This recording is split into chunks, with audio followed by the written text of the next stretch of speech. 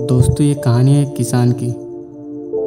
Africa में हाफिज नाम के किसान था। वह अपने जीवन में खुश और संतुष्ट था। संतुष्ट इसलिए था क्योंकि वह खुश था, और खुश इसलिए था क्योंकि वह संतुष्ट था।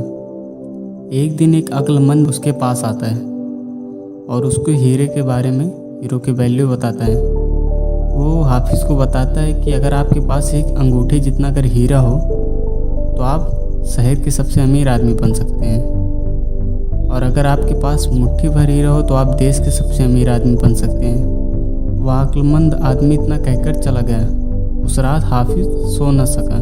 उसको सारी रात नींद नहीं आई क्योंकि वह अब असंतुष्ट हो चुका था, इसलिए उसकी खुशी भी खत्म हो चुकी थी। दूसरे दिन हाफिज ने सुबह होते ही अपने खेतों को बेचने का प्लान किया और अपने फैमिली के रहने का इंतजाम किया, और हीरे खोजने के लिए वह रवाना हो गया। पूरे अफ्रीका में भटकता रहा हीरे की खोज में, पर वह पा ना सका। उसने यूरोप में भी ढूंढे पर उसे वहाँ भी नहीं मिले। वह स्पेन पहुँचते पहुँचते शारीरिक, मानसिक, आर्थिक स्तर पर टूट चुका था।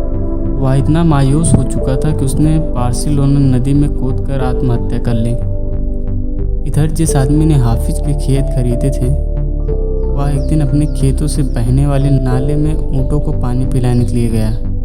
तभी सुबह उगते हुए सूरज की किरणें नाले के दूसरे ओर पत्थर पर पड़ती है तो उसके किरणें इंद्रधनुष की तरह जगमगा उठते हैं। उस व्यक्ति ने उस पत्थर को उठाया यह सोचकर कि उसके बैठक में रखने के लिए अच्छा दिखेगा। उसने उस पत्थर को उठाकर अपनी बैठक में सजा दिया।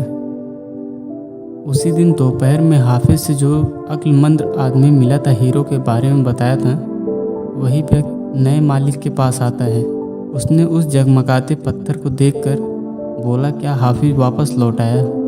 नया मालिक बोलता है, नहीं, लेकिन आपने ये सवाल क्यों पूछा?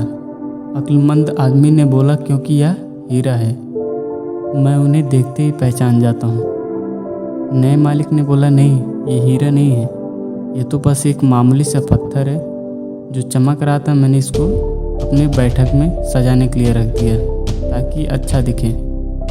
मैंने इसे नाले के पास से उठाया।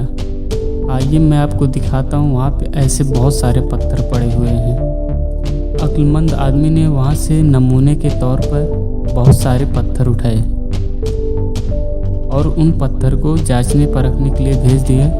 वो सच में हीरे ही थे। उन्होंने पाया उस खेत में हीरे दूर दूर तक ज़मीन के नीचे दबे पड़े थे। इस कहानी से हमें सीख यह मिलती है कि हमारा नज़रिया अगर सही होता है तो हमें महसूस होता है कि हम हीरो से भरी ज़मीन पर चल रहे हैं। मौके हमेशा हमारे सामने होते हैं, हमें उन्हें ढूंढने के लिए कहीं जाने की ज़रूरत नहीं है, बस उन्हें पहचानने की ज़रूरत है। और किसी भी व्यक्ति को दूसरे खेत की घास हरी ज़्यादा लगती है। जिन्हें मौके की पहचान नहीं होती, उन्हें मौके का खटखटाना शोर लगता है। याद रखिए, सही वक्त पर सही फैसला लेना बेहद ज़रूरी है, नहीं तो गलत समय पर लिया गया सही फैसला भी गलत साबित हो सकता है।